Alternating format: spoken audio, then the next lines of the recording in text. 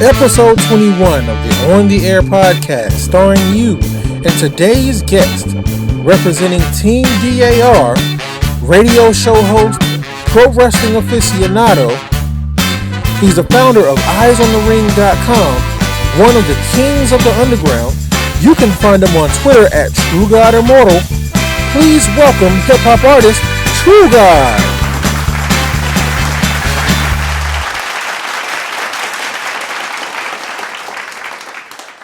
I know I missed a couple of weeks, but you got... No, actually, no. I didn't miss a couple of weeks. I don't think. I think it's been about a week.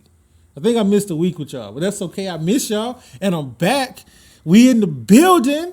That's my New York intro, because you know with New York, they always hit you with in the building. You ain't in the building if you ain't in New York. Got the homie True God on the line. What's good, brother? Yeah. What's going on, man? What's going on, man? I've been listening to the show, you know what I mean, since it started. I'm just excited to be here, man. It's dope. It's dope for me. Man, I'm glad to have you here, man. We got a full show. Damn, I use the phrase full show. Like I heard that on like other shows, and I heard that on TV. And everybody, we got a full show. What the fuck does that mean, man? I just said this shit. We got a full show. I mean, you know, some shows. Well, they say full shows. You got some shows that's like, you know, like they just got one topic they gonna touch on, but in this case we're gonna talk about whatever, so this technically does count. So the full show. So this is it, right? This counts. I'm reaching right now. I'm reaching to make it sound like this. I'm reaching, but nah. We got a full show. I'm co-signing. We got a full show. Definitely got a full show. Hey, don't leave me out there to dry, man, because but no. Jokes, I got you. I'm with it. Jokes aside, man, we have a lot to talk about, a lot to cover. When I was doing my research, and I don't like to sound like a creep when I do research, but I don't want to go into my interviews like a jackass. You know, I want to make it tailored to the person. And we started to do this interview yesterday, and then something just told me to look at Apple Music to look at your catalog, and I was like, shit. It's way more albums here from this dude than I thought. And then the part that threw me off, because I wanted to kind of get like a timeline, a time frame. It say all the albums were done in 2015. So I don't know if you added them to iTunes in 2015, or if you really cranked them out. Nah. I mean, we work fast. Like we create. Like like I said, I'm in the studio. Technically, like basically, we're in the studio right now. Mm-hmm. But like. The timeline for the albums, if you go to Apple Music, is Soul Revival 1, which is the first one. That was from 2011, November 2011. Like, if you go to Bandcamp, like truegodImmortal.bandcamp.com, you can see the actual dates, because that's how I set it up on Bandcamp. Okay. Well, iTunes, iTunes and Spotify and like Tidal. I'm even on Tidal. I don't know why, but I am. Apple Music. Like the thing is that when you go from like a different distributor to another one, it instantly just takes the music down and puts it back up. So we had issues with the last distributor that had us on iTunes, so we decided to go different. And so the problem is that they don't give you an opportunity. Like, I can go in and change it in the future, but it's just gonna cost me like an extra couple $100 to do that. So I'm just waiting until I get the royalties from the other side, and I'll go back and change it. But I can change it though. I can change it probably change it next month or two. But yeah, Soul Revival 1 that was November 2011. DOA was my second. That's July 2012. Then I took like a year off, kind of like a year off, and then I went in and recorded Soul Revival 2. And that came out in October 2013. But I did that. As far as cranking out albums, I literally recorded that entire album in 9 hours. So wow, that was just went in for 9 hours and did that. And that's because there was a lot going on around the time of that album, a lot. So that was October 2013. There's my experimental album. It's like a concept album. It's called 371, and that was I think May of 2014. And then there's Pursuing Happiness, which was November 2014. And then there's the wrestling joint, Eyes on the Ring Volume 1, which I don't really count as an album.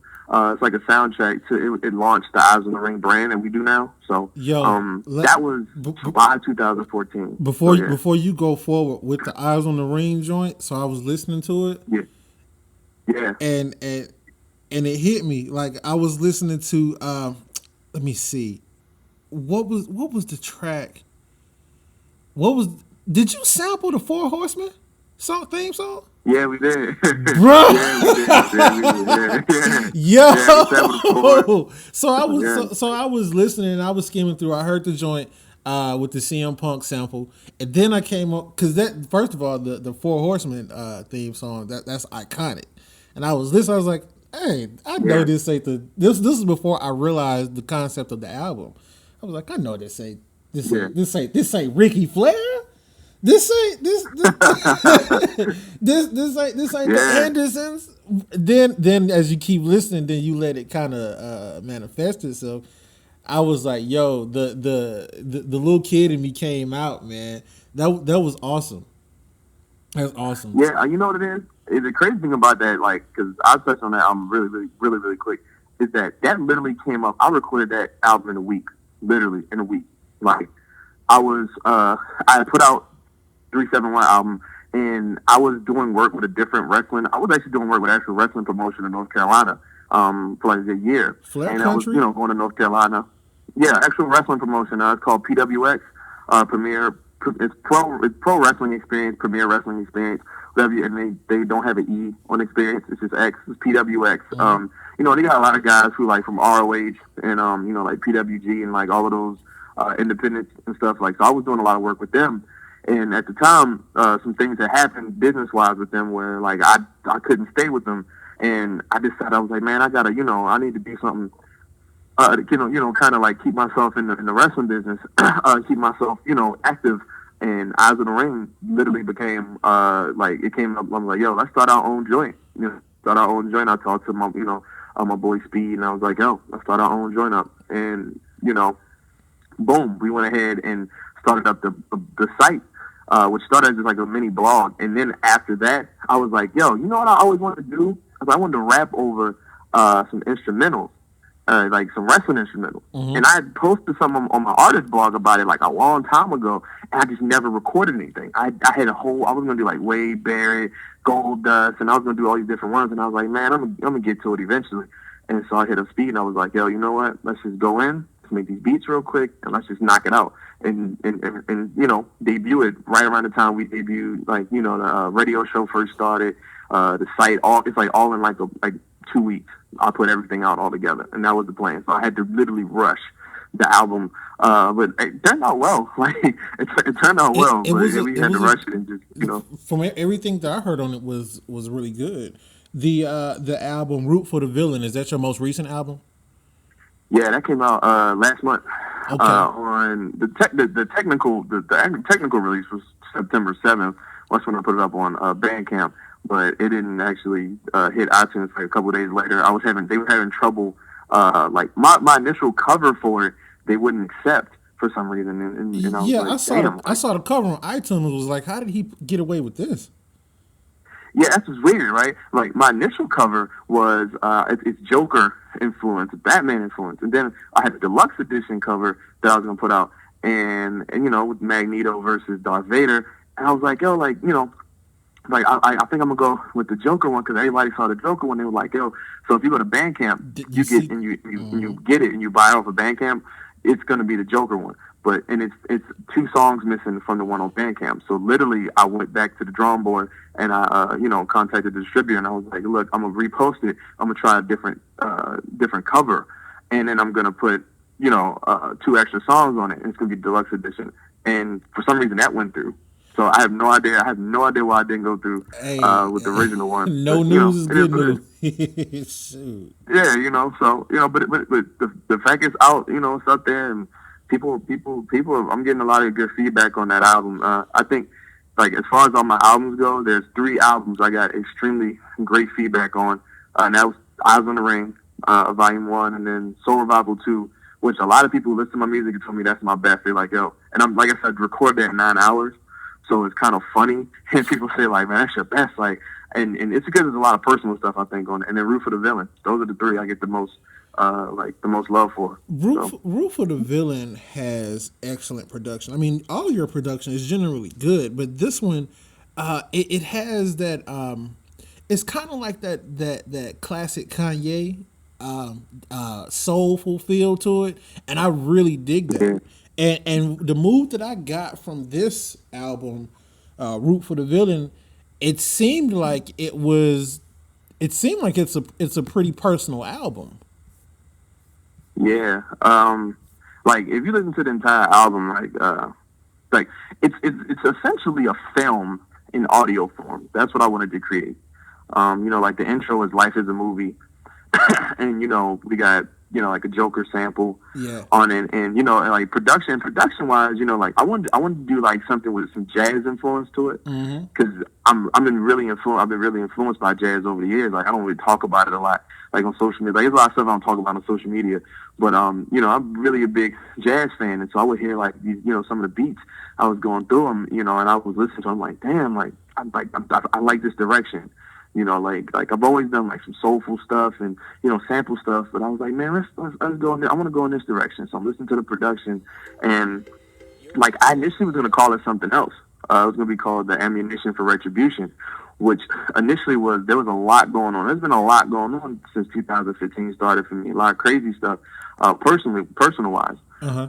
So for me, when I was going through a lot of stuff that was going on, I was like, man, I'm making an angry, aggressive album. Like I was angry at everything, and I was like, man, I needed to make that. And then for some reason the anger just subsided. I don't know what it was. I was like, nah, we're gonna go a different route. I was like, let me be cinematic with this, and "Root for the Villain" just kind of came. Like I initially freestyled something, and I was just like, "Root for the Villain," that's me. And then I was like, I like that, and then came the album title. And like I said, it's a cinematic movie, and it's literally I take on the role of like in the movie of a villain.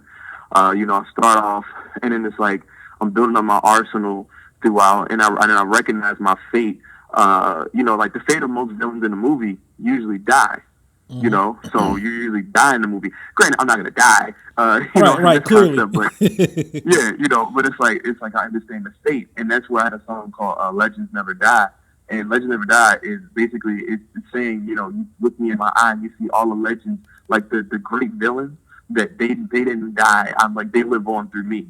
And then I have there's a Darth Vader inspired joint called "Hallucinations," Yep. and it's literally me, in a hazy state. It's like that moment where like Tony Montana, who is not really a villain to me, but he's sniffing his coke, he's just sitting there, he's angry, or it's like that moment before you really become that beast that people look at villains as. So that's what "Hallucinations" was. Like I was smoking, and I'm in this hazy room, and I'm just thinking all this crazy shit, and then that leads into uh you know like we did an X-Men inspired joint, which is like I just was like, yo, we'll just make an X-Men inspired joint, and I took on the Exactly. role of Wolverine. Apollo, Apollo, part of DAR, he took on the role of Gambit. My boy Dougie F. Bueller from out of DC took on the role of Bishop, and then Speed took on the role of Beast. So, and at the end though, it's like we toy with the idea of maybe you don't become the villain that you were gonna, and you become like the hero. But even in a sense, X-Men were looked at as villains when Yep. they became, because they're different, So, and like it's like that break in the movie where you play with the idea of, do you want to become this, or do you not? And then I go right into a Magneto sample at the end of the song, which kind of lets you know, like, nope, we're gonna continue on the same path. And like I got a lot. I say a lot of stuff. Like "America is Beautiful" is the interlude on the album, and I talk about a lot of stuff I see going on in the country that I maybe don't agree with, or in the world that I don't agree with, or just stuff that doesn't make sense to me, or little stuff here and Mm-hmm. there. And "Reality is Grim," which is it's actually one of my personal favorite songs on the album, which, because the production is it's jazz, it's so jazz inspired, and it's just so dope. I'm like harmonizing on the hook, like not singing, full out singing, but harmonizing on the hook. And from a verse standpoint, I just was writing how I really felt, and a lot of things was going on, and it was kind of like letting like we're at the midpoint of the movie, and now I start to give you the backstory on how I became the reasons why. Like, you know, a lot of movies, like, they'll show it early on, or you'll see the villain gradually become something. Yep. And as I'm becoming it, I stop you in the middle and I say, well, let me give you a little backstory as to what, you know, led me into that. And then, you know, I mean, I got my team on, you know, for Promises of Diamonds, which is actually, that's a funny song, because I have somebody mad at me right now over that song.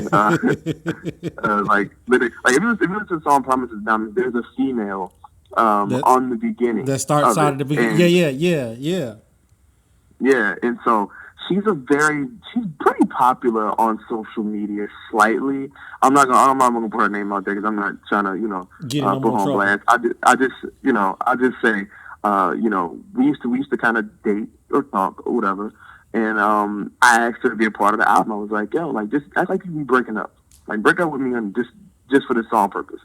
And she did it, and I told her what the song was gonna be about, and when she heard it, she just got pissed off. I don't know why. I was like, and I told her, I was like, yo, I'm not disrespecting you. Like, it's not about you. It's just to help it's for art purposes, for artistic purposes. That's all it is for. Yeah. And she got mad, and, you know, she cussed me out. Like, I had to sit on the phone and hear like 20 minutes of yelling in my ear, like, about like how I'm a like terrible person and all this crazy stuff. I mean, to me it was worth it for the art. Like, the song came out great, so I'm like, hey, I can take that. You know, I'll take that. She'll come back around anyway.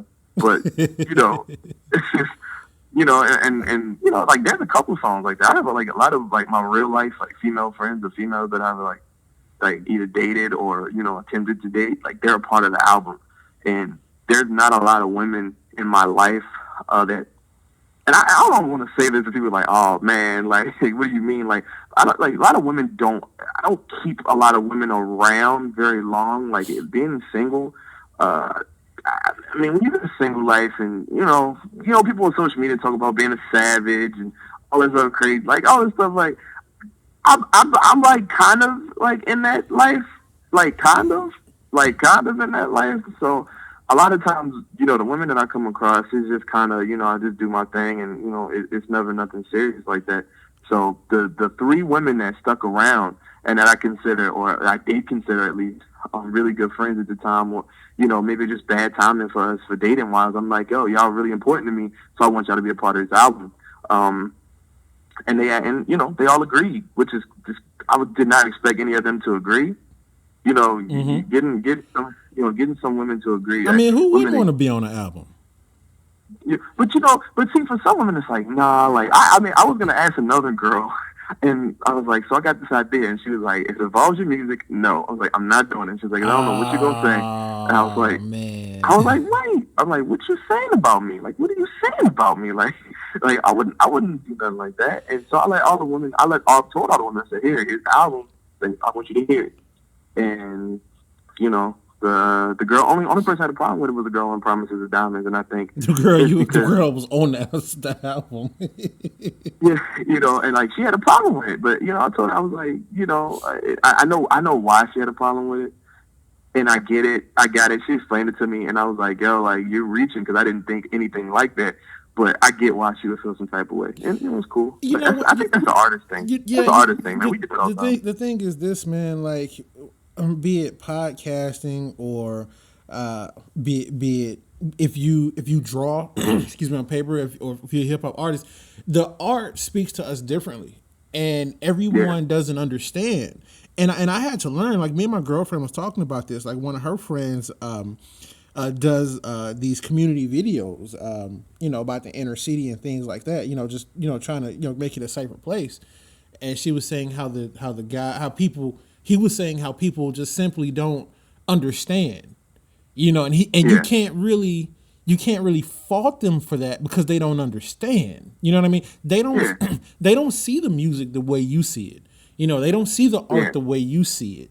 But you can only hope that they'd be willing to listen and hopefully get a grasp of it, you know, once they're actually able to hear it. Because, you know, when being an artist, and I fancy myself an artist in some respects, when the way I go about my podcast and the things like that, you present an idea to someone, be it a song or whatever, and they may not jump on it because they don't see the vision. And then once you put it out, then you're kind of like, all right, now what do you think? You know what I mean? That sort of thing.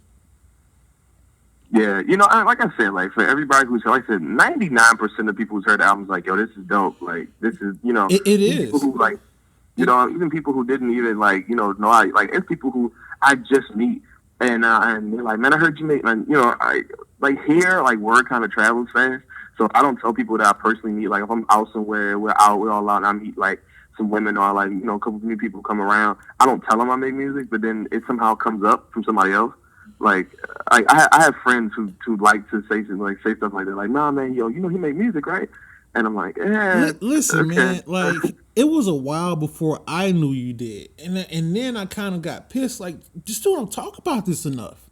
You know what I mean? Like you need to like really like mention this. Like, yo, I mean, I'm gonna do everything I can, like, because especially for the Root for the Villain album, because it is such a personal album, and it does give people a closer look and into your feelings and things like that. Like, I love it, and people need to hear this, man. Like don't take your experiences and keep them to yourself, man. That's selfish. Look,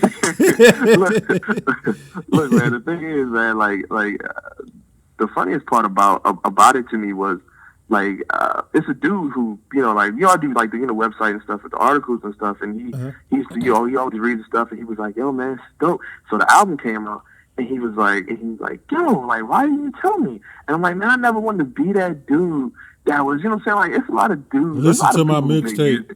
Yeah, so I was like, I never want to be that dude. Like, and there's like, I'll be honest, when I first started getting on social media, it's like, well, like, I won't say first started getting on social media, because I've been on using stuff since like, the IC and Black Planet days. Like, I've been on, stuff a long time ago. But it was like, when I first got on Twitter, I started seeing, like, I would just tweet something about anything, and I'd see dudes like, yo, check my mixtape out. And I'm like, how did you find me?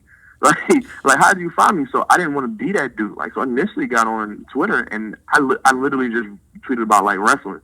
That was it. Like, wrestling and like, hip-hop here and there. Like, that was it. Nobody knew at the time I made music. Nobody knew. I was kind of that way about the podcast, because I can kind of get that. But from the wrestling perspective, I listened to Stone Cold's podcast, and he was talking about promotion and promoting. And he said one of the things he was comparing TNA to WWE. He said one of the differences between them and how Vince does it is Vince is always promotion. No, he was talking about the channel that plays his Broken Skull show, right? Yeah. So he was saying how they hardly ever promoted it. And Vince is always promotion. If you don't take the time to promote it, people don't know it. It was kind of cool for me, because I used to kind of do these interviews on the IC a while back. Just, it was in text and whatnot. So there were a few people that were looking for it. But then when I started doing it, I was like, well, I don't want to be the dude. But then I was like, well, maybe I can. There's a way to go about it without spamming. So I'll try to do it maybe 2 or 3 times a day, or I might try to create a funny commercial. Put it in if you're gonna promote it, try to do something different than what can you listen to my mixtape dudes do. Don't just drop a link, but let them know. Because like I said, this album is nice, and if it's cool with you, I want to play a song right now. I want my listeners to hear it. Go ahead, man. I'm good with it. I'm definitely good with it. I think what I want to start off with, I want to play "So Glorious" from the from the Root for the Villain album. Yeah. Hey, yeah, let's go. All right, let's do it. All right, you guys. This is "So Glorious" by True God.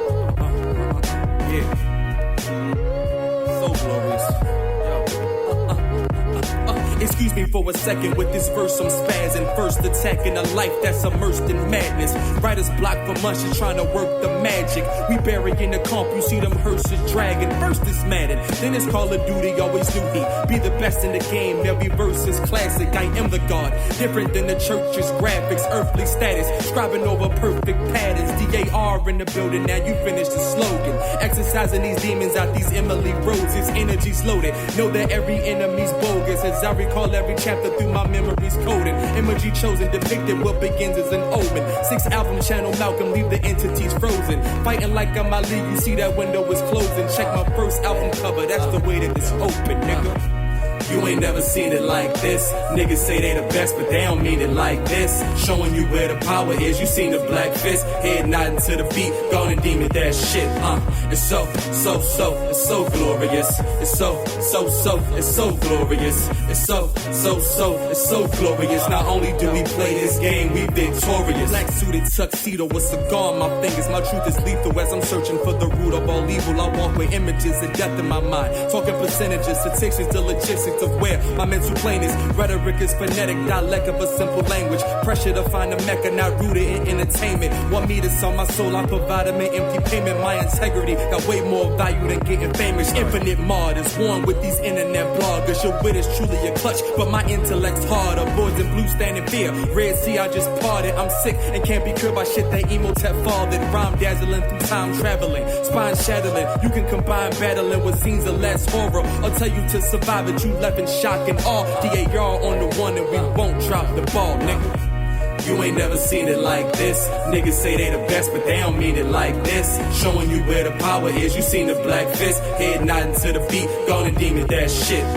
It's so glorious. It's so glorious. It's so glorious. Not only do we play this game, we victorious. Before the song started playing, you said, "Wow, what was that about, man?" For the song "So Glorious." Look, "So Glorious" is a dope song, obviously, but I was not gonna actually put that on the album. And it's funny. It's funny because I'm like, when you say "So Glorious," I'm like, wow. Like if you go to Bandcamp, that song's not on the album. But you know, nobody's gonna go to Bandcamp like that. Everybody's gonna probably go to iTunes, Spotify, or like whatever. They gonna go where we send them to. Yeah, but no, it's cool. Like, I want them to go get it on iTunes, Spotify, and stuff like that, because that makes like it's a bigger avenue. So the bigger the avenue, you know, Bandcamp is decent, but iTunes, Spotify, and I don't want to. I'm saying title because my brain is so used to including it. Like when people say, "Oh man, you on iTunes?" I'm on iTunes, Spotify, title. So I'm used to including it. But you know, like all those bigger outlets, I tell people check me out because it's easier. It's, you know. Like if you meet like a fan or somebody who becomes a new fan, like we do performances, and there've been people who've never heard of us, and they'll say, "Man, are you on iTunes? Or you on Spotify, man?" I'm like, "Sure, look me up," and they'll find and they'll find it, and I'll see like my, you know, like I can see my stats, and I'll see like, oh, I got like such and such amount of new listeners. That's probably because I sent them to iTunes or Spotify. So, but yeah, no, "So Glorious" was not going to be on the album. It was a last minute decision. I was sitting on it for like 2 months, and I'm sitting there uploading the album to iTunes, and I just looked at my boy, and I'm like, "What you think about this?" And he's like, "It's dope. I might as well put it on." No thought process at all. I was like, "All right, cool, let me mix it down a little bit." Boom. 20 minutes. Like maybe 20 minutes it took to finish that, and boom, set it up. Well, I'm glad you did, man, because it's one of my favorite cuts from the album. I mean, there's a few, but I definitely like that one. Let me ask you this question while we were talking about iTunes. With the advent of, you know, music streaming services like, well, at the time Beats Music, or you have Spotify, now you have Apple Music. Yeah.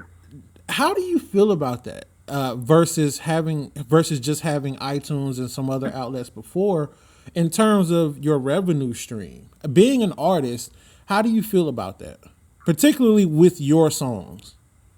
Man, you know, like I've never been in a business of putting out like free music like that personally, because I value my art. Like, and I know a lot of artists do. Yeah. You know, like put out like 6 mixtapes a year for free. You know, and I'm like, man, that's wasteful. If somebody might like, okay, maybe like 10,000 people download it for free, but that could be like 2,000 people who are willing to buy it. So if you don't put it out, if you just that's decent money. You know what I'm saying? Like if you putting this stuff out independently, you seeing on iTunes $6-7 per record, sometimes a little more, depending on who you go with distribution. So instead of putting for 10,000 people to get it for free, you could put it on sale, and you might get 2,000 sales, but that's you coming out with about 15 grand. In your pocket. So and I always believe you should sell your music, but I also now with the changing of everything, I think that it benefits the independent artist slightly, but then it doesn't, because like if I have my stuff on, say, because if you send it to iTunes now, it automatically goes up on like Apple Music and Spotify and like some of the streaming sites. So if I had it just on Bandcamp, like you could go to Bandcamp and listen to the entire album without buying it, and I get nothing from it. Uh-huh. Now, if you go to Spotify, you listen to it, and you got, if you got Spotify Premium, you got Apple Music, and you want to listen to it as much as you want, I can get paid from how many times you stream it. Really? So, yeah, like and like that. It doesn't. It's not a big check for me. I'm not sitting on I wish I could have like them Taylor Swift checks and them Drake checks. I know they probably looking lovely, and that's good for them. But, I get it, though. I get it. If you got 300 million streams and they pay you maybe I think 1/5 of a cent. I forgot how they do it, depending on if you're on a major label and stuff like that. But when you're independent, you get a decent percentage of down to like 1 cent. But it's not a lot per stream. But it still adds up. If I get thousands and thousands of streams, and it keeps building up over like a 2 or 3 month period, I can maybe clear $1,000 worth of stream money. So it's not as much as you would get if all those people bought the album. But in this day and age, like realistically, I'm aware. As a fan, I'm aware. I get it. As a fan, I get it. As an artist, I would appreciate if all the fans went out and bought it. But as a fan, I understand. So I enjoy the streaming, and I have to make it work to the best of my ability. So I will promote the iTunes stuff, and I will promote Bandcamp, but I'll also promote Spotify. Like, man, if you don't want to buy it, or maybe you're skeptical about it, check it out here first. Stream it. I'll still get paid a little something off of it.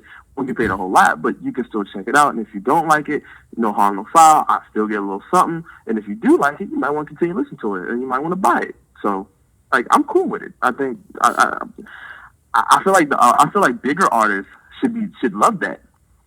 Like bigger artists should love that, because streams, like, you can get that money piling up because people don't stop listening to your stuff. Like if you're like one of the biggest artists in the world and you're doing 50-60 million streams a week, that continuously builds up. You're gonna hit 1 billion streams at some point, and that check is gonna be lovely. And you might, and let's say your album came out and it only did 100,000 copies total, but you got 70 million streams. I think you still come out looking like a winner.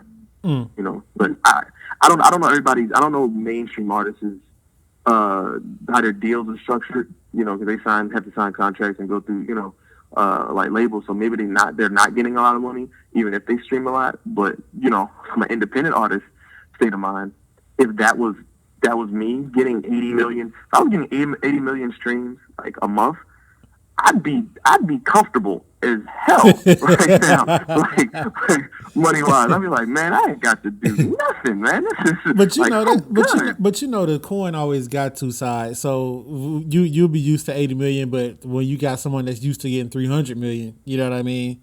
Then it's like, man, I just took a loss. So I mean, from one perspective, I mean, I could understand Taylor Swift's gripe with it at first.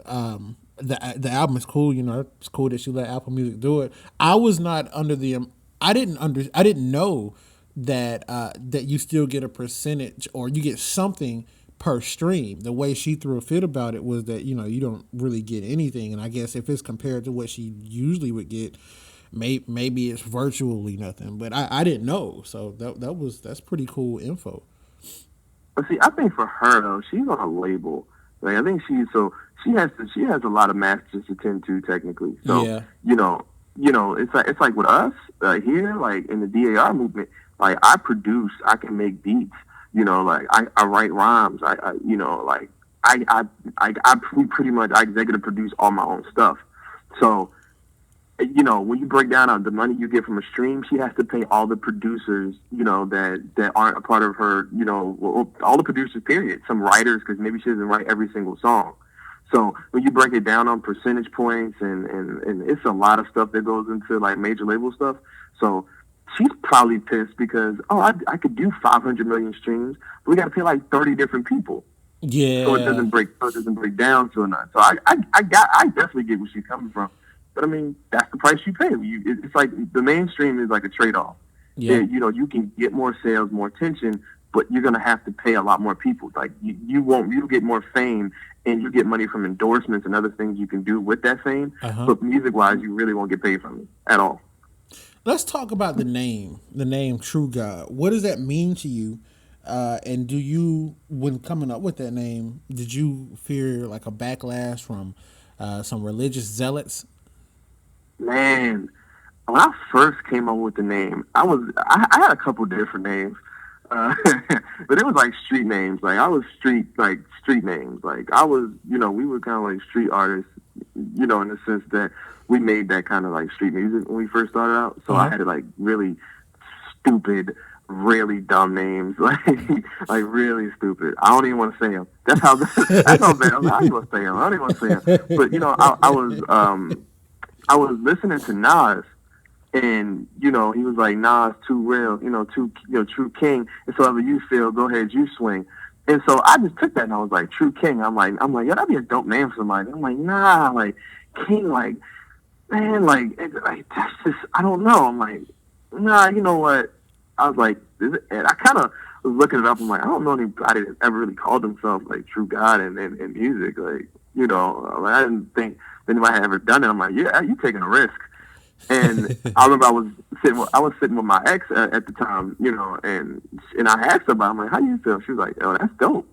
She was like, that fits you. Like, it fits how you carry it. Like, that fits. And I'm like, really? And I was like, I mean, I'm trying to be confident. Like, oh no, you're right. but I'm like, man, that's gonna be hard to get past with some people. And so how do you explain it? I was a little bit worried about. How do you explain it? I know a lot of people. You know what I'm saying? I used to get backlash. I used to. Honestly, when I first came out, people thought I was a Christian rapper. That's what people, they were like, man, I'm like, you ain't heard the music, have you? and they're like, you're doing it for Jesus. I'm like, I ain't got no problem with anybody that's religious or whatever you believe in. I was like, but you just listen to the music. And like, tell me if you like the music. Like the same way you would listen to Jay-Z's and Nas's and Outkast, all of them. Just listen to the music before you say anything. I think the initially when people see that, I think that they're thinking like they'll think, all right, Christian rapper, and then when they listen to it, then they're thinking, well, wait, is he saying he's the true God, or is he a 5%er and all this, that, and whatever, and that's not the case. Is it a fair assumption to say that it's more about, like how your ex said, more about how you carry yourself, or are you trying to represent a certain thing? Like, what do you want people to know about the name? Like, when you hit the stage and people see that on the flyer, True God, what do you want them to know? For me, I've used this as an explanation for the name, and I've always looked to like, I have two heritages. I have Asian in my family, like a little bit of Asian in my family, and of course, my mom is black. So, and I always look at, like Africa is the origin of the earth, and the first civilization they say came from Asia. This is what they say. This is what I've read. So I saw that and I was like, well, I took my two cultures together. That's the origin. That's where it started from. The origin of where everything will start from would be God. Like that's what God. Like that's that's how I was looking at it at the time to make it make sense, I guess, to people at the time. And a lot of people they went for it.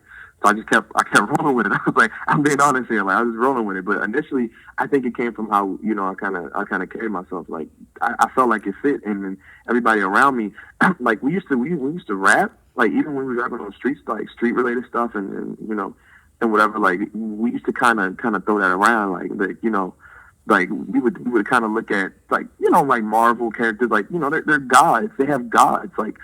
Before our time, it was, Greek gods or African kings and queens or people who perceive, like there's been mentions of gods and goddesses in the world before, and I was like, man, I know, like we become so, I don't want to say boxed in by religion, but it's like, if you say anything at all, referencing yourself being, a god or whatever, and that people go crazy. I remember when Kanye did it, like, people were like, man, you know, he's crazy. And I'm like, I get it. You know, like, it's just how you feel about yourself and how you carry yourself. I think it's a confidence thing. So for me, at that point, I was like, we've always felt like this is what we are. And I've always looked at my fellow brothers and sisters, like black men and black women, like we are gods and goddesses. If we were made in God's image, that's what we are. That to me, when I started thinking of it and like putting everything together, I was like, that's what true God stands for. It is not just for me, it's for other people. You know, as a black man, as a brother, like we kings, we gods, we are that. That's who we are. That's who we've always been. That's where our strength is. And that to me meant more. Instead of being about just myself, it's for us. It's for us as a people, you know. And I know that might sound to some people, I'm like, no, like, we all should feel that way about ourselves. You might say you're a king. I might say I'm a god. It doesn't make a difference to me what you choose to say, but that's how I carry myself as you know, like I am one. Like I am a god. Like I am, and you know, and not God in the sense like, oh, worship me. No, not. It's not like that. It's just it's an internal thing. It's an internal. Like I've always been big on eternal power for yourself and believing in yourself and carrying yourself to a certain level, and that's basically what it is. So that actually it's multi-layered. It's multi-layered, man. Like, yeah, no. I got you. I listen. I feel you. I think that's actually a good segue into the next song that I want to play. Off of Root for the Villain. I want to play "Freedom of Finding Self." I love that. I love the intro to that one. I love the intro to it. Yeah, I love it. That's my joint, man. And that's funny because I didn't write anything for that. I freestyled in the studio. Oh yeah. I was having a very, very bad day. I had a bad conversation with somebody who maybe we'll talk about later. But we gonna talk about it. Yeah, you know, yeah. So I had a bad conversation with somebody, and I was just like, man, I just need to clear my head, and I literally just kept mumbling the hook. I need freedom to find itself, and then boom, instantly just started rapping. And it like we had to break it up because it was one long verse. I just broke it up and put two verses. All right, cool. So here it is. Check out the freestyle. Then, not that's news. You're getting the news here. You're hearing it here first. Getting the insights and the behind the scenes perspectives. Let's listen to "Freedom of Finding Self" by True God. True.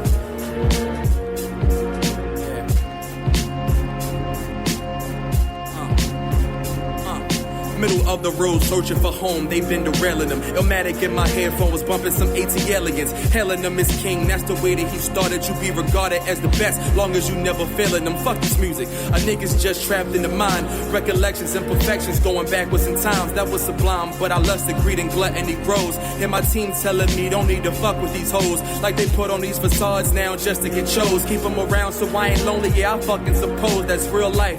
Maybe I'm lost searching for gems, balls deep in Chantel while I'm searching for gin. Still thinking about Alexis as these verses begin. Maybe I need to go away and start my searching within, nigga. Yeah, I need freedom of finding self, the vibe you can't get with no one else. I need that. I need freedom of finding self, distract me from desires and this wealth. I need that. I need freedom of finding self, the vibe you couldn't get with no one else. I need that. I need freedom of finding self, distract me from desires and this wealth. I need that. I start out on some conscious shit and yeah, it showed in the music, but realize the world is doomed, so don't know why I do it. I mean, being aware is vital and that makes me complete. My nigga said this ain't your roots, you was raised in the streets, but I ain't trying to be limited, that's ways of defeat. Perhaps I should look at this music as a way I can eat. My apologies, I know it's a business and yes it's accurate, but fuck dumbing it down for the people, I'm way too passionate. I'm asking if you really expected niggas to follow rules, block out the noise, alright, greatest lyrics in solitude. Time to show you motherfuckers now just how I move. I need freedom of finding self, the vibe you can't get with no one else. I need that. I need freedom of finding self, distract me from desires and this wealth. I need that.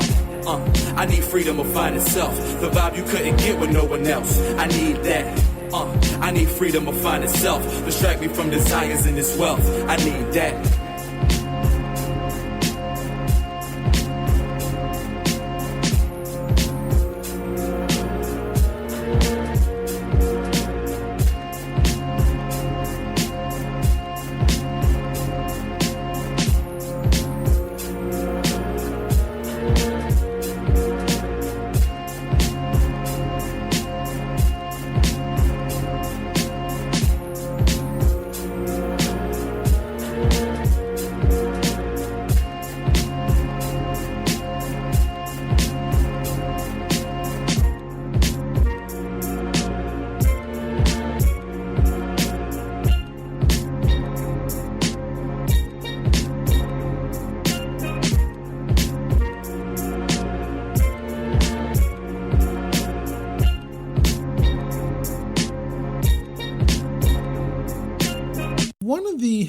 the things about the album that I noticed is that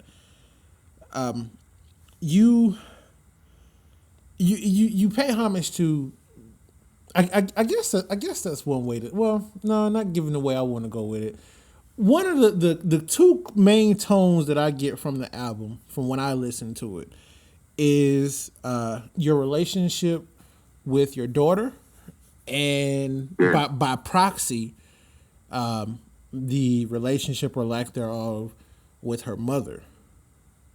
And you spit a lot of personal things on that, and giving your perspectives, and definitely your side. I think the main thing is, especially in the last song, or one of the last songs, is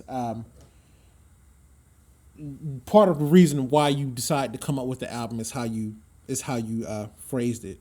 But what went wrong in that relationship?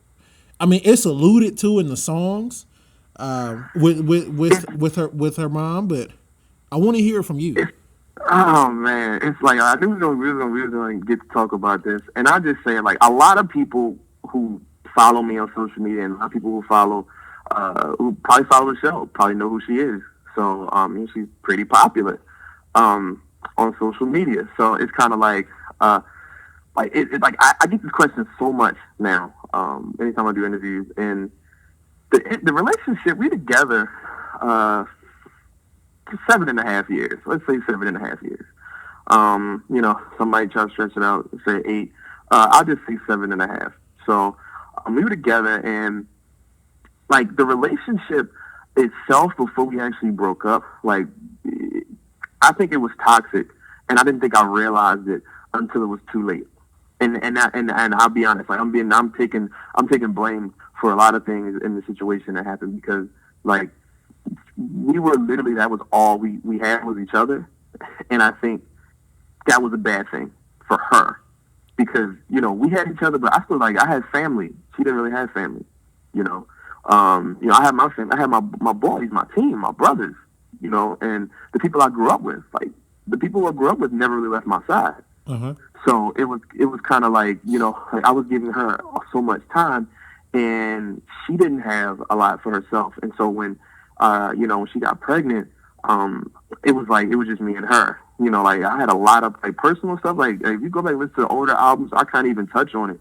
Like like Soul Revival 2 is, like I said, a lot of people think that album is my best, which I can understand. I think this is between that and Root for the Villain, but on that album is literally rooted in the entire breakup. Like the entire breakup is rooted in kind of in that album. And when it happened, I think like we went in two different directions, and we have a child together. So us going in two different directions, regardless, we should still be able to bring it together as adults and be cordial for our child. And in the beginning, the way it went down, like it's some crazy stuff that went down. Did you cheat? And, like, go ahead. Did you cheat? Did I cheat? Yeah. I'll you know what? I'll go ahead and take that. Like to her, I did. It wasn't that. I wasn't having. Did you cheat? You cheated or you didn't cheat? Did you cheat? No, it's up to her. Listen. Like we have different definitions. Okay. I never had sex with another woman. I was never intending to have sex with another woman. You got I did hit. flirt a little too hard. I flirted with her, but see, here's the thing. I was so open and honest at the time, and I will never do this again. I was like, you can have passwords to my stuff. I don't care. Check it. I have nothing to hide. I didn't have nothing to hide, and I didn't think she would perceive. Like, I mean, I get it. The messages. The girl was doing a little too much, and I guess I could have been like, all right, chill out. You know what I'm saying? I could have, but I was just letting her do. And then I was like, I had no intention of ever messing with that girl, and I'd actually stopped talking to her. It was entertainment, basically. It was just entertainment, and I know, like people in relationships and flirt all the time, and it was, and the thing is, it was to me at the time, it was social media. I didn't think it meant anything. I was like, man, that's nothing. Like, man, that's right. That's DMs. That's nothing. I'm like, you. I can block her tomorrow. I don't care. Like I didn't care, and I actually stopped talking to the girl for like a good week, and I had never hit her back up. I stopped hitting. I was like, man, I ain't messing with that. Like, I knew in my mind I wasn't gonna actually do anything with it. I was like, man, we had our child, and we were just kind of at odds and going back and forth, beefing with each other, like always arguing. And I picked a bad way to deal with it and entertain myself versus actually going out and doing something. And to her, when she saw it, when she saw it, she felt like, this is like, you were going to go out and you were going to do this. You going to have it, in my house. I was like, no, it wasn't. And I know the messages. I never said that. I never even alluded But it's how it made her feel. She exactly. Felt and I understood that. I understood. I said, hey, feel how you feel. And at the time, I said, I was trying to do whatever I could at the time to make it work, because I didn't want my child to grow up in a situation like where the parents are not, on good terms, or we're not together. Like when we set out to have this child together, like in my mind, I was like, regardless, like we might have some ups and downs. That's a relationship. That happens, but we're going to get through them ups and downs. And I think a few things happened. And at this point, I think it was more so on her end, near the end of everything. And I maybe she resented me for the whole, the going back to like overly flirting with the other girl. So maybe she did some things in response to get back at me. But like, I'm a hard person to break, and it didn't I guess I didn't react the way she wanted to. Like I wasn't hurt by it. And she kind of went on this thing like, oh, no, you so hurt. I'm like, no, I'm not really hurt. I'm like, if you want to go do this or go do that, like, that's cool. I'm like, we just have to figure out a way to now, like, what are we going to do going from here? If we still have a child together, like if we didn't have a child and we just want to break up and go our separate ways, that's cool. But we have something that we'll always be tied to each other. Right. Because, regardless of what else goes on between me and her, like we still have that tie, that tie that binds us together. And I think for her, she just didn't understand. I don't think she understands to this day. That's why the album, that's why the album is, what it is because it's in her to try to keep me away from our child. Like that's her way to hurt me still to this day. Do you think she uses your daughter as a pawn? I definitely think so. Like I said, I don't pay attention enough to her on social media because I don't try not to. And plus, she blocked me. Funny, thought that was funny. She blocked me on social media. She blocked my number. She blocks my number a lot. So like, there's a long periods of inactivity where I can't talk to my daughter, which really bothers me because we don't live in the same state anymore. So like, when I was doing work in North Carolina, I only left, like, I'm from Baltimore, you know what I'm saying? And she left Baltimore with my child. And I could have went about it a different way. And instead, I just easily went to what she wanted to do. I was like, you know what? I'm going to change my entire life around, which is rooted all in Baltimore. Because my mom, like, I have a mom who's in an assisted living home, and I help take care of her.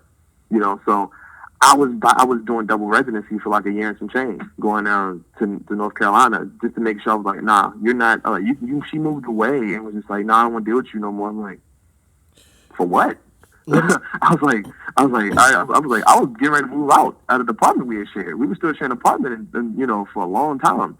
And I was getting ready to move out, and I'm like, well, I'm moving out. You stay here. I was trying to figure out what she was going to do because regardless, I'm still going to be in my child's life.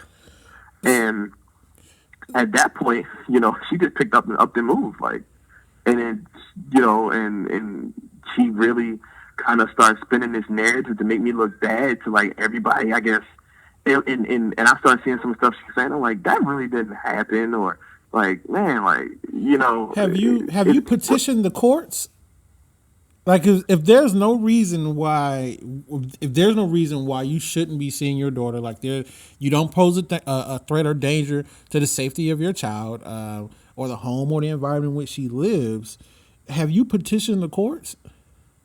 Yeah, we that process is starting now. It's actually getting ready to start now, and I'll be honest, it's my fault because I was being very naive. To think that, like, I should have filed stuff in court a few months back. It would have kept her from moving, actually. You could have filed some stuff that would have kept her from moving. Well, I should have done that, and that was a little bit ago. Like I said, I was in North Carolina for like a year, so that was like the last year that it happened. She just moved again, so You know, she just moved again. She's in Atlanta, actually, which is funny. You know, so. Oh, okay. Like, I'm in Atlanta, so if you need me to go and move, make a few, move a couple of things, I can make that happen for you. Man, you know what? Like, my thing is, like I said, and I've said this to her. Like, she tried to come at me on the timeline before a couple times, unblock me, to come at me and say stuff to me. And that's what I said. I have no issue with you. I have no issue with nothing you do with your life. She does a lot of stuff that I don't agree with on her personal stuff. But that's like that's not my business. My business is the safety and what matters most is our daughter. And I'm like, regardless of anything. To me, I never want, and I even told her, like, I'm like, yo, I never want to ever have to take you to court. Right. Don't make me ever have to take you to court. I said, I don't want to ever have you have to take me to court.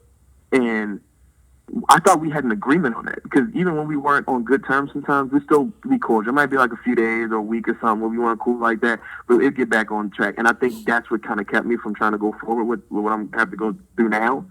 Is that I was like, you know what, like, man, I don't really want to go to, like, and then she said a lot of things.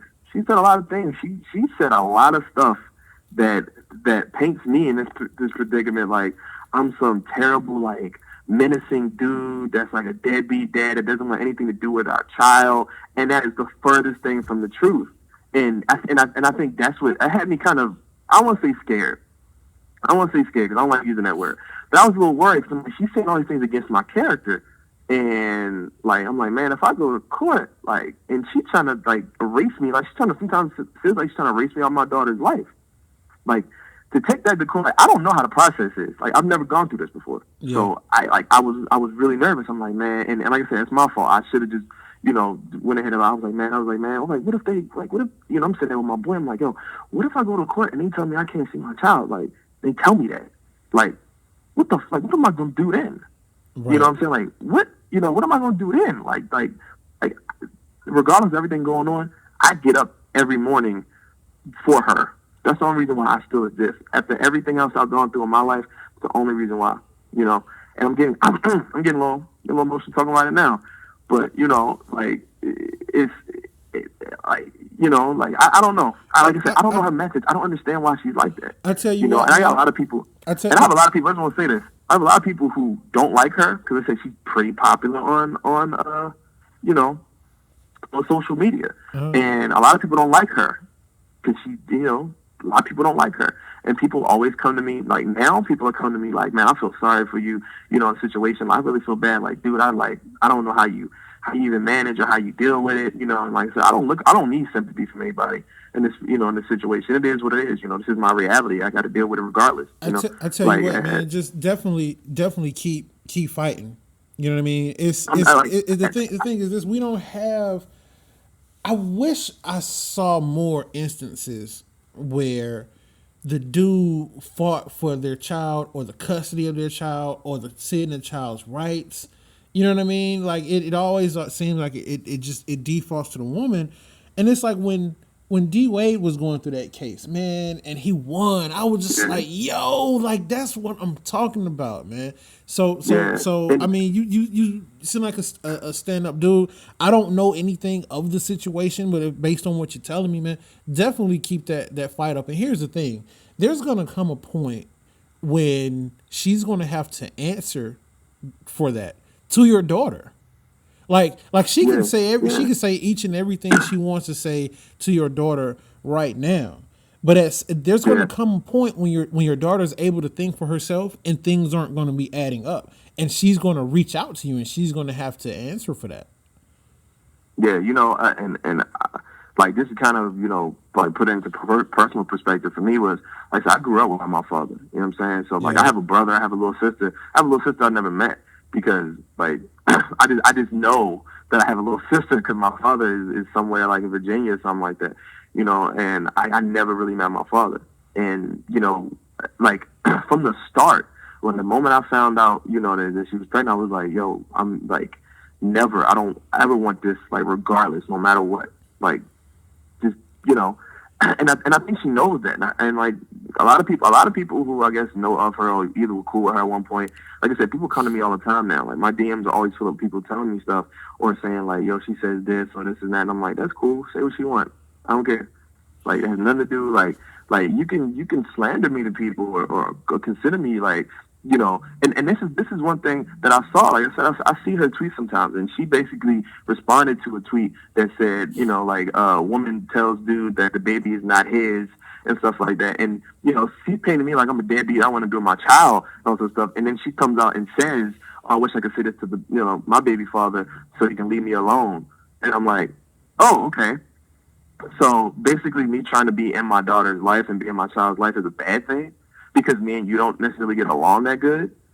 Like, it doesn't make sense to me. Like, I just don't get it, man. Like, and I told her, I was like, I know a lot of dudes who had kids that I grew up around, and they gave up. And I was like, there's no way ever that I would ever give up, regardless of, like, even, like, I may miss time, but I can always make up for that, and I will make up for that. And I mean that, and I really mean that. Like, I'm getting, like, I don't want to get too, I'm getting, like, I'm probably doing, you know, this is an interview. I ain't trying to get too emotional right now, you know what I'm saying? But it's cool, like, man. No biggie. Like, a couple episodes ago, it kind of got heavy, man. But, it's an emotional thing because it's like you said on the song, you know, that's a piece of you.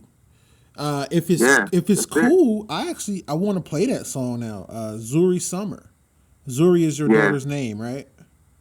Yeah, that's her name. Zuri Summer. Zuri is her first name. Summer is her middle name. So okay. Yeah. So let's jump into that. Let's play that song. That's you. Zuri. Hi. Mommy. Wow. Zuri Summer, I'ma give you the world. You're my baby soul and my little girl. I'm working harder just to get where you are. No matter what, just know I'm never too far. Zuri Summer, I'ma give you the world. You're my baby soul and my little girl. I'm working harder just to get where you are. No matter what, just know I'm never too far. Have you ever been without your purpose? Painted her that just starts to surface. My angel, my princess is perfect, but it's hard to explain in these verses, so I shed tears on July 12th, asking God to provide help. I'm being kept from my greatest blessing. They say live and learn, I await the lesson. Waking up in the morning to a cold house, and I feed myself breakfast. Keep thinking that I can hear her laughing, and now I start to feel restless. The day I give up on getting back to you, man, I would have to be breathless. I said that you were everything, and I hope that your mom gets the message. Cause every daughter needs a father, you couldn't do the job. Filed court papers, but I couldn't see the odds. Process digress, it shouldn't be this hard. Stabbed in my heart, but you couldn't see the scars. Beef with a mom and me, it shouldn't be the cause. Everyday contact, it shouldn't be a pause. Looking in the mirror, keep thinking to myself, with this situation, man, I couldn't be a god. Am I losing it? This movie script keeps changing and knocking me with newer twists. My daughter means the world to me, she knew this shit. I give my love for Zuri, man, I do this shit. I wait patiently and pray faithfully, but shit, look at everything that they take from me. But I remain stronger and keep going. This ain't no way that this is breaking me, but just know, Zuri Summer, I'ma give you the world. You're my baby soul and my little girl. I'm working harder just to get where you are. No matter what, just know I'm never too far. Zuri Summer, I'ma give you the world. You're my baby soul and my little girl. I'm working harder just to get where you are. No matter what, just know I'm never too far. It was hard to say, but she ain't even let me talk to my daughter now on Father's Day. So I hit my knees, spoke to God and prayed, but the pain I felt is too hard to wait. And I spent them days just wishing. My eyes open and I listen. When I walk into the kitchen, I'm thinking she's there, but she's not here. I'm laughing, and sometimes I go a little bit crazy. Shit, I'm missing my baby. It's hard to keep my shit in order. Every day I miss my daughter. That's my soul and my heart. And she took it all apart. Shit, how would you deal with it? Your baby mama using you for a meal ticket, but you ain't been through the shit that I've been through. But every day a nigga still gon' continue until I get back to her, and that's a blur. But I can't really have shit as it were, or as it was. Just know that I love my daughter, and I'ma give her all this love. Man, I can't even get through this shit. Keep that though. Zuri Summer, I'ma give you the world. You're my baby soul and my little girl. I'm working harder just to get where you are. No matter what, just know I'm never too far. Zuri Summer, I'ma give you the world. You're my baby soul and my little girl. I'm working harder just to get where you are. Yeah, man. No matter what, just know I'm never too far. The crazy thing about this is, you know, the cipher is always supposed to be man, woman, and child. And the moment you take a piece of that away, the damage in the child. It's crazy because I didn't play, you know, pleaded and begged to the mother of my child, you know, to let me be in my daughter's life, and I gotta fight for this. Sometimes as fathers, we go through a lot of things that we, you know, that we don't get a pat on the back for, you know what I'm saying? People think we get pats on the back for just being there, and it's more than that, you know, when you gotta fight for what's yours, to be a part of what's yours, what you created, it's fucked up. And you wonder where the root for the villain idea came from. Honestly, this is it. The whole reason for everything, this is it. When you take what's mine and what I love and value most from me, you create a whole nother side. That's the reason for everything that happens in this album. All starts and it all ends with Zuri. That's my life, that's my world. Take that from me, I really don't have nothing. So, soon it'll all make sense. I love you. True.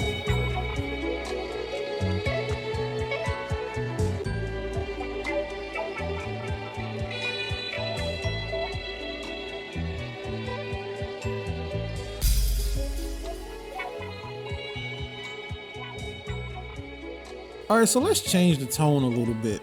Let's talk about. Yeah, please. I want to still keep it with your daughter, but I want to change the tone. Anytime I have a father on my show, I think it's really cool and I think it's really precious to find out your thoughts and how you felt when you first found out you were going to be a father.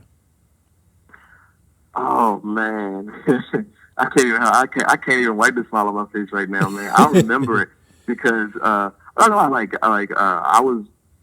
was sitting in the kitchen, and she was like, and she never threw up like that. She was never a person. She kept throwing up, and she said, "I feel terrible." And I'm looking at her, and I mean, to be like, it's just real personal, but I said in the music, so I haven't probably put on there. Like, we had a miscarriage before. We had a miscarriage before, so like, you know, I guess like I said, everything happens for a reason, and I guess we weren't ready at the time for whatever reason, and you know, we had a miscarriage and stuff like that, and I'm like, yo, you good? Like, you need some medicine or something? And she was like, I don't know, this is different. Like, this is different. And I bought 15 pregnancy tests. 15? I just went out. Man, them shits ain't cheap, what? Brother. Not that I would know. No, I'm just saying.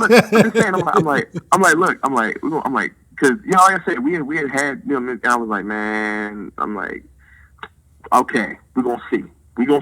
And so I remember getting them, and I went like right up to, I think I went up to Rite Aid or something like that, and I was like, man, I'm just get like 2, and I was like, no, I'm just get them all. You know, I'm just get them all. So I put them all in the, you know, in a little basket. I went in there, I bought them, I took them back, and you know, she took the first one, and she's like, so yeah. I'm like, what? He's like, yeah. I'm like, no, you serious?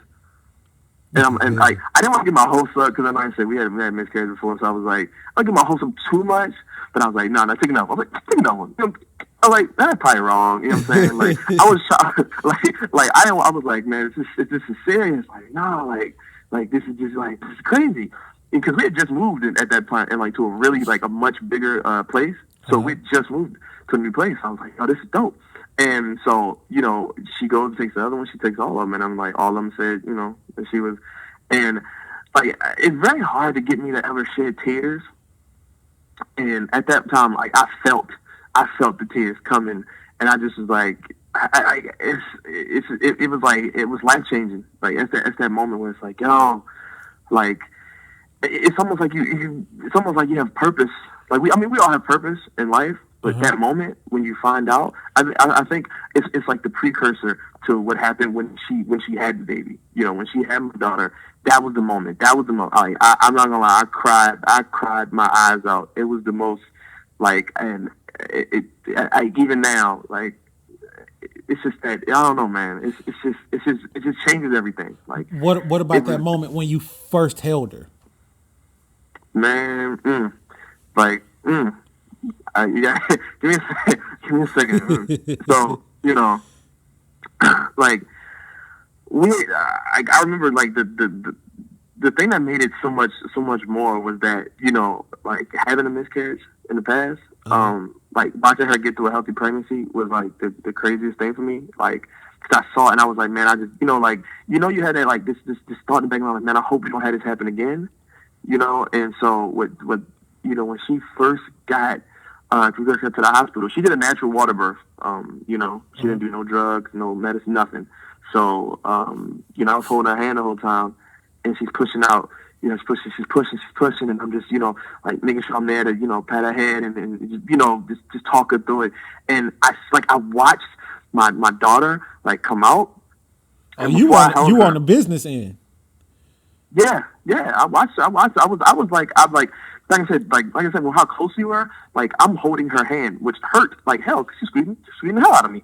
But you know, like, she's like literally, I'm like, all right, cool, it's cool. You know, and like, it didn't hurt that bad, but it's just, you know, like, and she's squeezing, and I'm making sure she had water. I'm patting her face. Like, I just want to make sure she's good.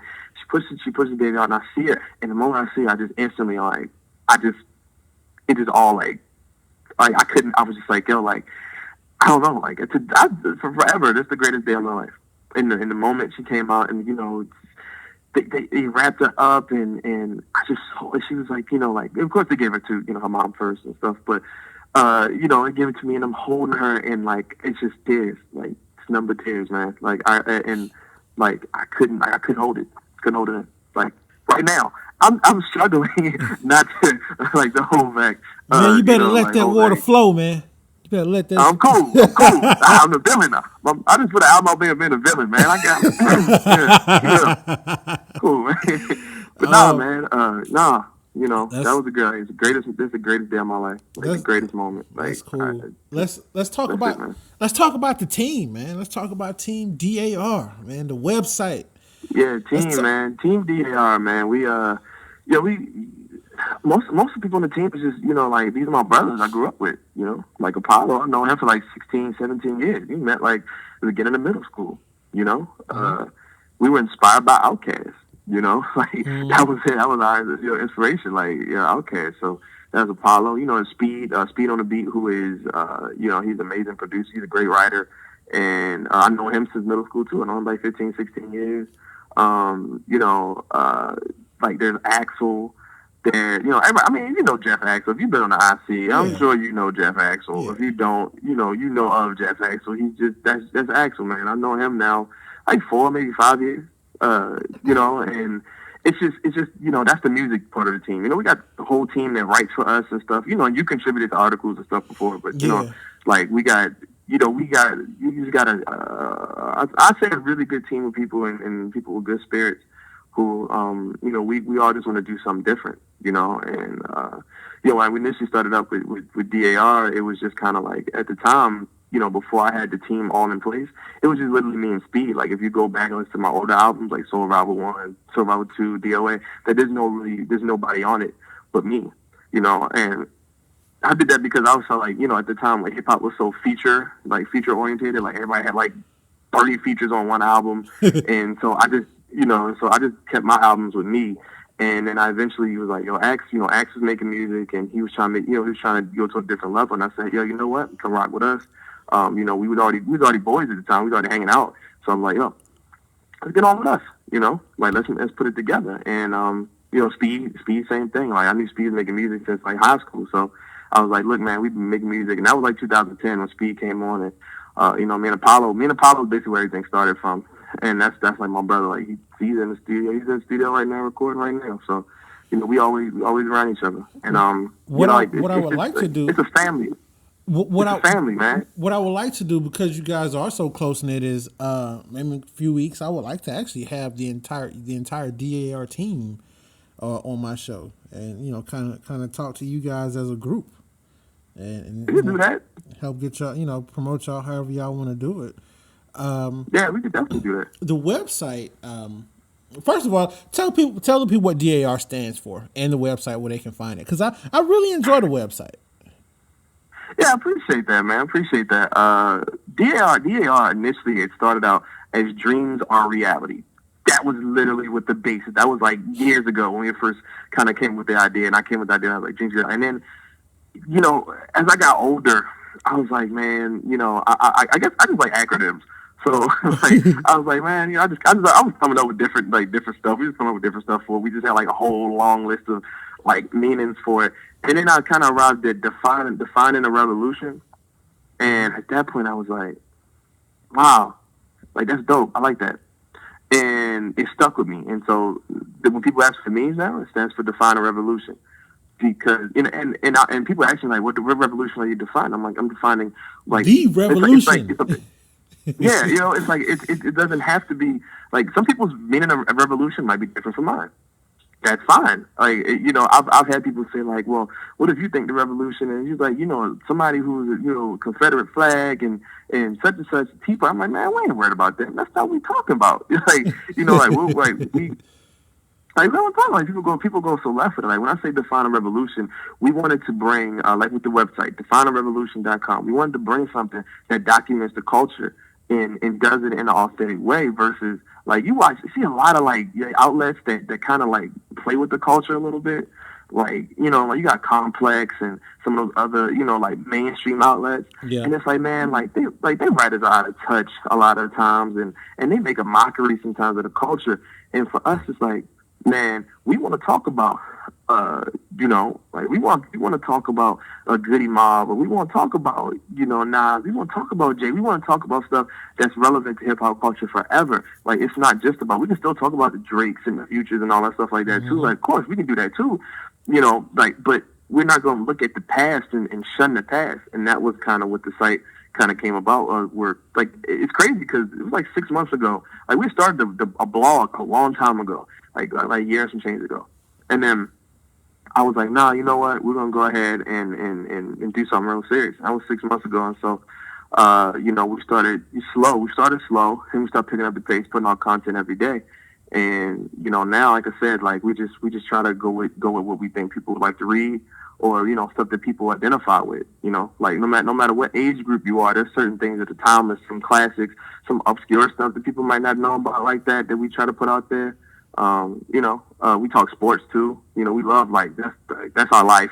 Like sports is kind of our life. Like with football predictions or NBA stuff, or I'm not a big baseball fan like that, but Speed is. So Speed talks baseball, and it's just like to me. It's like in I guess the in the website form, it's like we combine different. We got different mindsets, different cultures, and to an extent, we got her girl, her name is Curls in Sports, and she's a Latina, but she has a different perspective. She'll be kind of talk about like baseball, or she'll talk about relationships, and she'll talk about like engagement. Like she has a post about engagement ring thirst. And I'm like engagement. I'm like engagement ring thirst. She's like, how women are so big on like engagement rings and how much they cost. And I'm like, oh, I got you. Okay, cool. Go ahead. And for me, I'm very diplomatic about what goes onto the site. Like if you want to write about something and it's just something you always wanted to write about, cool. Go ahead and do it. Like I never want to be that type of person that runs the site and is like, no, you write about this, only this, only that. No. Yo, I appreciate you for having me on the site. I've been on there twice now with the album review roundtables, man. I appreciate you for reaching out to me because I enjoy that sort of thing. Yeah, man. For me, what it was is just I was like, I always try to go for people. I'm like, man, these people seem like cool people. Like, let me see if they want to get a part of it. And for me, I kind of always know I'm like, man, I know this person appreciates like the culture and appreciates the music, or they can't talk about it because we have certain people on the team who come along to write for us that don't necessarily like what I'm saying, like they don't necessarily like certain stuff. Yeah. So I kind of you might see them on like only a Drake roundtable, or talking about like, you know, Future, like that's, you know, that's two of the biggest names are right now. So that's the only stuff they'll talk about. But if we want to talk about Outkast, I want to talk about Fonte, I want to talk about Mos Def, Black Star, like I know, I'm like, man, I know these dudes could appreciate that. So I'm like, let me reach out to them, see if they want to be a part of it. You know, like I don't have any issue with anybody coming and being a part of the roundtables as long as I know you know, you can actually contribute and actually, you know, take it seriously. Yeah. That's all it is. Let's change gears. Let's talk about your show. You do the show twice a week, or you have two different shows?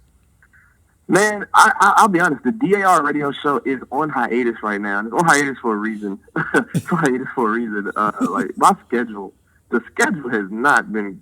My schedule's been crazy. Like since the album came out and like the team's been moving and we've been performing and like we've been going out of town. Like I don't have time to do it. And, you know, and everybody else's schedule is busy, so we put the show on hiatus for DAR radio. But Eyes on the Ring, I do have two shows, but Eyes on the Ring we do every Sunday. Every Sunday at like 11 o'clock. And if it's a pay-per-view like that night, we do it at 11:30. So, yeah. Okay. So tell us, even though DAR radio is on hiatus, tell us about that. Man, you know, it was kind of just like, that's where everything kind of started from. Before the site, that was like a long time ago. Like we started interviewing people. Like we interviewed a lot of people, like a lot of rappers. You know, it was kind of like we just wanted to do something different. Like basically what we were doing with the site was kind of what we wanted to do with the radio show. And then it kind of, you know, like we wanted to talk about like have an after dark show and talk about, you know, after dark stuff. Yeah, like, yeah. You know, that we, you know, talk about, you know, we had like when Ferguson was going down and stuff like that. We had your girlfriend. She was on the show. She called into the show. I remember that. Yeah, I do remember that. She was part of the show. You know, we had a lot of people. She finds a way to make it into every one of my episodes, man. Like I didn't even mention her. You brought her. It's crazy, right? It's crazy, right? Because I was listening to the show. I always hear like, hey, that's what happens. That's what happens. Y'all power couple. Embrace that. You gotta embrace that. Man. But no, she was, when Ferguson went down, like she was part of that. We had a couple people, you know, from the timeline call in, somebody from St. Louis, and we just wanted to document everything that was going on, you know. And for me, it was I got to live out some dreams through the radio show. You know, I interviewed Turk, you know, from old Cash Money, man, and I interviewed Turk, and for me, I grew up on Cash Money. Like that was kind of like some of the stuff I listened to growing up, man. Like that was my favorite group. So I interviewed Turk. I was like, damn, like dog, like you know, I got this nigga number in my phone. Like yo, he cool. He hit me. I'm like, yo, this is dope. Like so that was crazy for me to be to get to interview Turk and you know we interviewed some porn stars too. Yeah, I was gonna get to that. Yeah, you interviewed Cinnamon Love and Sarah J. Yeah, we did Sarah J. Cinnamon Love, and if you listen to the radio show, now on the website, but on the radio show, we interviewed Tiana Trump, which is I know she popping right now. Yeah, I still got her number in my phone. I just don't use it no more. We actually she be out here sometimes in Baltimore, so she smokes. Send some of them my way to interview, man. Strictly for the interview for those listening. Strictly for the interview. No, seriously, I would love to. There's somebody I'm trying to get now because there's a certain perspective. There's a certain show that I want to have, and I can. And it's not just the ins and outs of porn and stuff like that. But there's a certain behind the scenes perspective from a cultural standpoint that I cannot have, that I can only have with someone that's either close to the industry or that's in it. Yeah. I get it. I'll definitely do it, man. I'll definitely send somebody your way, man. Because, like I said, like I just reach out to them, and it's a long process to get some of them to actually do the interview because they want to know, like, what kind of numbers your site does, or what kind of numbers your show. Like they want to know these things beforehand. Yeah. And I'm blessed. That with Tiana Trump, we got her before she got as popping as she is now. You know what I'm saying? Like she took off, and we got her like right when she was getting a little bigger, and she was mad cool. And Cinnamon Love is real cool. You know what I'm saying? Like she's real cool. Like I was gonna have her be a part of Roundtable in the future. That's how cool she is. She's like, I'll definitely be down to do that. So She's cool. She's a big hip hop fan. You know, Sarah J. I'll be honest. Sarah J. took us 6 months to finally get the interview done. Well, you know, she reaching legendary status now. So you know, she got a whole lot. Man, she got a lot of shit going on. So. She got a lot going on, but you know what? Like I told her I appreciate it. She promoted the interview. That interview now on our site, that's the highest one. Like, it's thousands and thousands. Her YouTube is hilarious. You ever watch her YouTube? Her YouTube channel is bananas. I did see like a couple videos of her. Yeah, I did see a couple of them. It's bananas. Yeah, I would. I'd love to have her on the show. I don't know if I have the numbers yet. I don't know what kind of numbers they're looking for, but I would love to interview her. And yeah, you know, I definitely would at least try to send her your way. I definitely will, you know, because like I said, it's like you know, when you get certain bigger names, like they want to know about numbers, and it's kind of tough to, you know, like I said, I'm blessed at our site, you know, like we did like 150,000 in like 5 months, you know, views, and I think, you know, that's dope. I think, yeah, like it's because I wasn't expecting it, you know, like for me, I'm like, man, if we could just get to 100,000 by the end of the year, like that's a blessing to me. Mm-hmm. So we did that, and we're still going. Like we're almost, you know what I'm saying? Like we can probably get 200,000, if not more than that, for the years. And it's like it's crazy because we don't pay for promote. Like a lot of sites pay to have their stuff promoted. Like we just do it all the time for social media. That's literally it. I was gonna ask you, what do you attribute to that, to those numbers and to that listenership? Because all I have is promotion. That's all I got. You know, is just, you know, word of mouth type thing.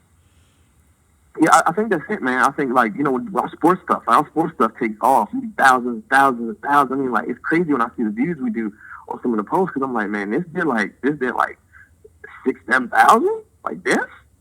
like I remember I was just like, man, I want to write about the old NBA finals, and I put it out, and I'm seeing like the numbers crazy. I'm like I don't even know. Sometimes I don't even know how. You see a post that does like 4,000 or 5,000 views in like a week, and you questioning. You're like, how did that happen? And I just, like I said, it just got to be because it's like we promote so well, and on top of the fact, it's just word of mouth. Like I said, it's word of mouth.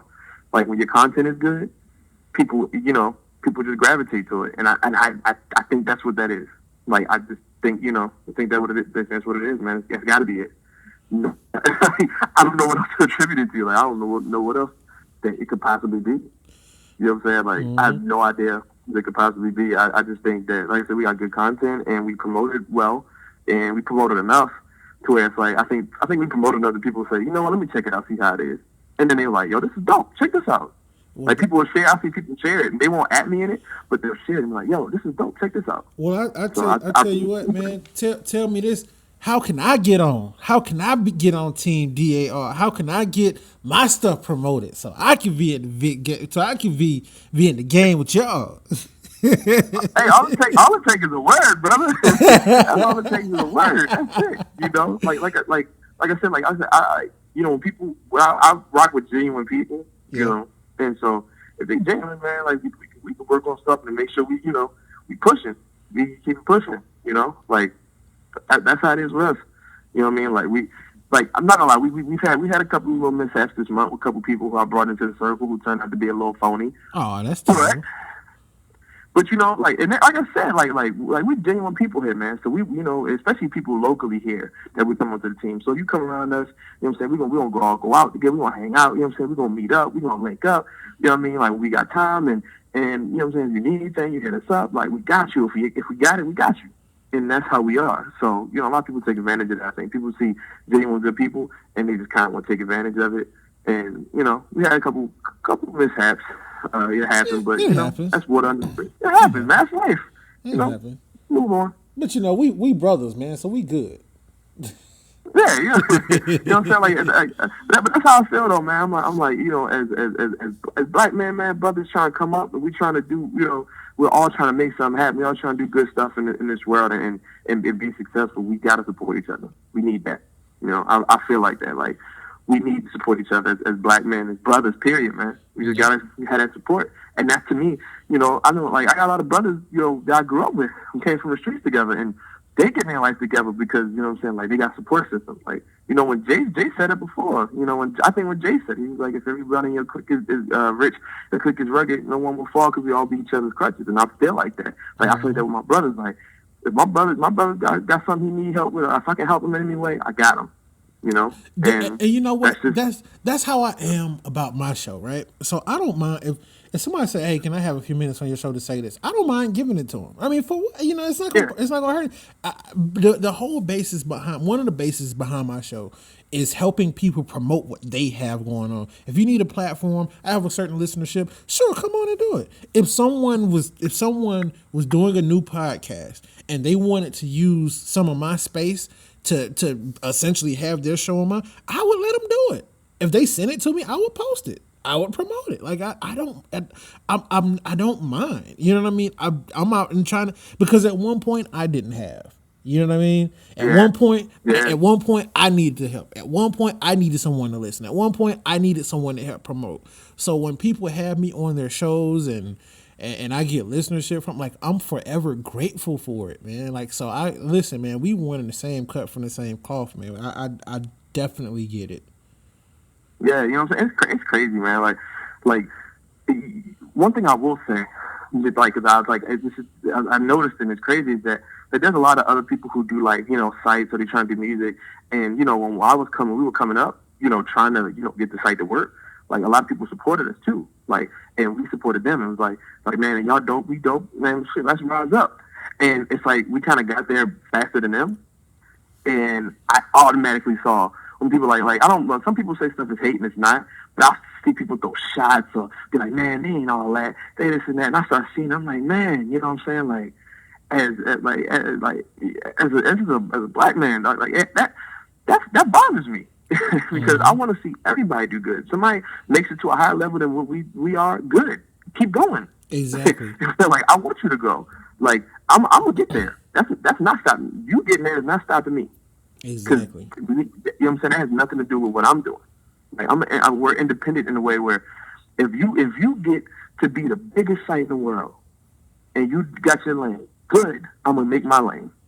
Regardless, yep. That's what that like, and I always feel like that. Like, people, that same thing with rap to me sometimes. Hip hop is like that, because it's like, hey, we gotta get the crown, gotta be the best. I'm competitive, so if somebody want to go back and forth for me, a lot of times I'm with it. But you know what I'm saying. But at the end of the day, I'm like, man, I give people props. Like, man, you nice, you good. No, you don't. I like this person's music.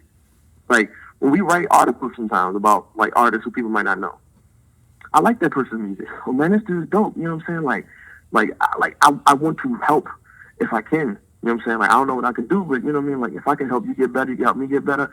We just work off each other. And if you make it to a higher level, I mean, like, that's the dude. That's my dude. Like, I'm proud of that dude. Yep. Like, a lot of people don't have that mentality, man. Crazy. I don't get it.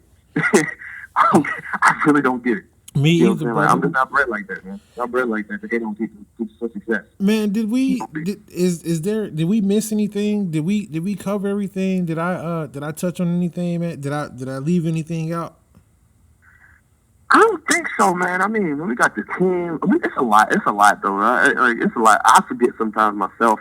Like, it's a lot. Like, we do a lot. I do a lot. Let me just be honest. Like, I do a lot. Like, we all do a lot, but man, I do a lot. So it's definearevolution.com, eyesonthering.com, at Team DAR on Twitter. At Eyes on the Ring. I'm just going off my head as I go along. Go ahead, plug everything, man. Yeah, I'm just going off my head. Team DAR. You can shout out to Shakis Apollo. That's Apollo in the other room. We're recording right now. Speed on the beat. Axel, I think his Twitter is like at Big Ball and Axel. Axel's crazy. So he got some weird. He always got some funny name. You know what I'm saying? Shout out to at Filthy_Sense, my brother Joe. Shout out to the whole team. Man, I'm thinking, like, I feel like I know I'm missing something. I know I'm missing something. So I'm trying to get I'm just naming everybody, like, man, make sure I don't miss anything.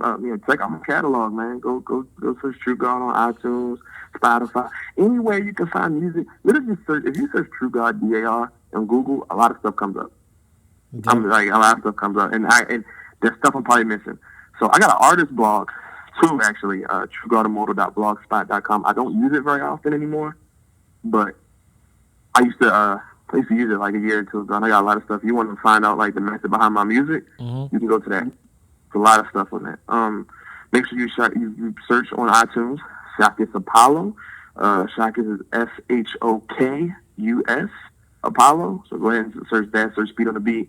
Search Team Space DAR on iTunes. We got our group album on there too. Like we got a heavy catalog. So the music is, I'm working on getting the music out there a little bit more. So now we got the momentum and people really rocking with it. So we about to go full force with that.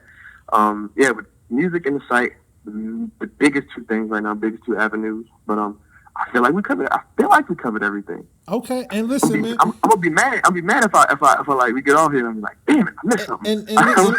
And listen, man, you always welcome back on the show, man. Like I'm telling people, like there are different themed episodes that I'm going to have, and I'm going to need guests for it. Might have you come back on, and me and you would interview somebody, man. So it's like, yo, listen, this ain't the last time that they're gonna hear from you, brother.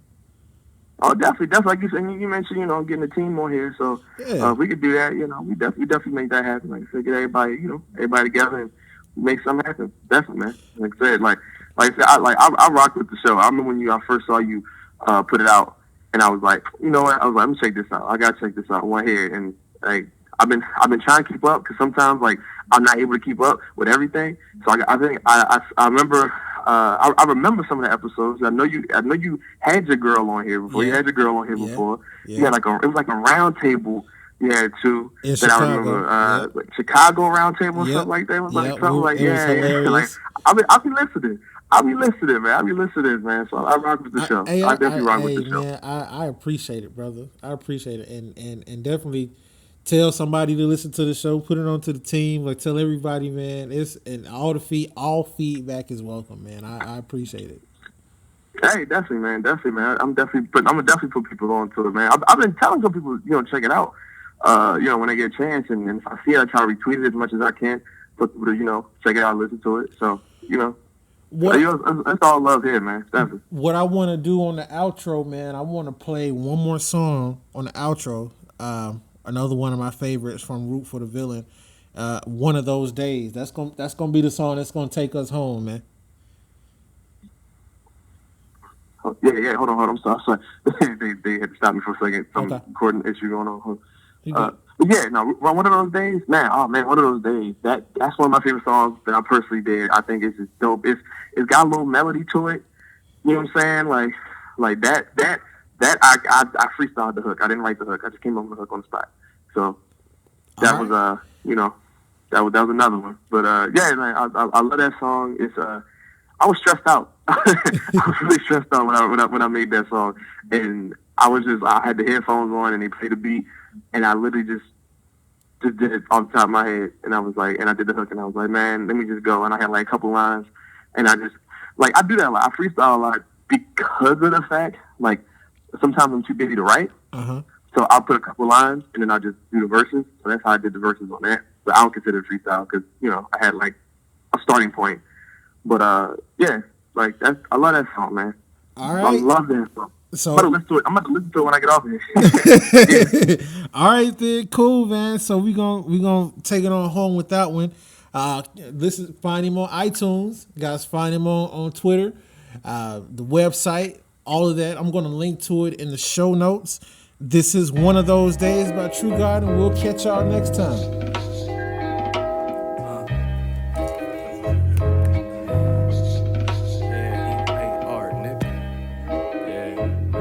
This is one of those days. You already know, man. Fast as shit. Listen in the dealer. I'm bumping Just Blaze. We smoking on killer. It's just one of those days. Dreaming of the wealth. I'm just trying to get paid. Middle finger in the air. It's just one of those days. It's just one of those days. It's just one of those days. It's just one of those days. It's just one of those days. daily, I'm blocking out stress. My scenery straining, put me on the right path. They say my dreams will be changing. Pursuing happiness, but still you seen them complaining. Spitting balls of pain over the serene of arrangements. They say I dumbed it down. What you speaking is that so? Much higher than the average now, reaching my plateau. Beautiful women crowding me from weaves to the afro. They want a long commitment, I don't even react though. I'm trapped inside my mind today. Bumping tribe, I'm just trying to get a vibe and to find my way. And now I take the time to pray. Put these words in the picture so you see what I'm trying to say. Saying fuck the limelight, nigga fame ain't alluring. It's just one of those days and I plan to kick the door in. Listen in the dealer, I'm bumping Just Blaze. We smoking on killer, it's just one of those days. Dreaming of the wealth, I'm just trying to get paid. Middle finger in the air, it's just one of those days. It's just one of those days. It's just one of those days. It's just one of those days. It's just one of those days. Black lives matter, why do we repeat ourselves? In fighting allegations, we defeat ourselves. Challenge knowledge cause we too afraid to teach ourselves. Fuck your validation, we just need to seek ourselves. Look at me, shit, I started in the streets at 12, and now we're hand to hand daily to complete themselves. Cops fuck with us, leaving out the streets is hell. You think they wouldn't shoot my ass cause I speak so well? Or had a very bright future in some fancier clothes. When I reach for my wallet, that's their chance to reload. You say good cops exist, let me glance at your soul. Hands up, they still shooting us for standing opposed. They say you want a handout, and soon they go to facing you. Before I give a dollar, who the fuck am I donating to? Questions with no answers, and still I got my fist up. Pride still of a panther, don't ever get it mixed up. Listen in the dealer, I'm bumping Just Blaze. We smoking on killer, it's just one of those days. Dreaming of the wealth, I'm just trying to get paid. Middle finger in the air, it's just one of those days. It's just one of those days. It's just one of those days. It's just one of those days. It's just one of those days.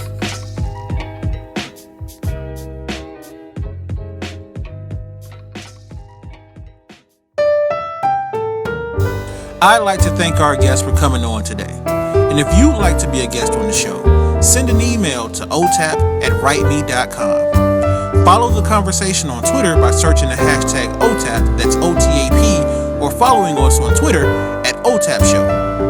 You can find the show on iTunes, SoundCloud, and Android users can listen to the podcast on Podcast Republic. Just download the app and search OTAP Show. On behalf of our guest, I'm your host, Corey, and I'll see you back here next week on the Air Podcast, starring you.